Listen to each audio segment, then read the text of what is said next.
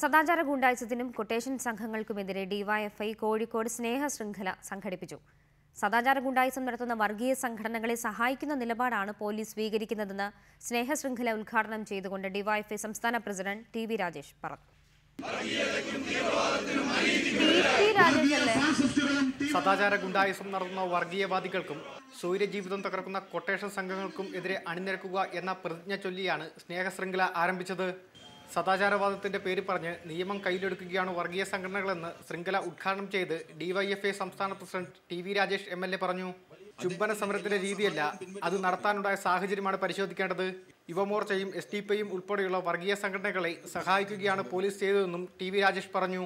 Police ചെയ്തത് അവിടെ ആ പ്രതിഷേധത്തെ തടയാനെത്തിയ വർഗീയ സംഘടനകളുണ്ട്. ഈ വർഗീയ വേതാള സംഘത്തെ സഹായിക്കുന്ന തലോടുന്ന സമീപനമാണ് അവിടെ സ്വീകരിച്ചത്. സദാചാര ഗുണ്ടായിസത്തിന് എതിരെ ഡിസംബറിൽ രാജ്യമെമ്പാടും ക്യാമ്പയിൻ നടത്തുമെന്ന് ഡിവൈഎഫ്ഐ സംസ്ഥാന സെക്രട്ടറി എം സുരാജ് പറഞ്ഞു.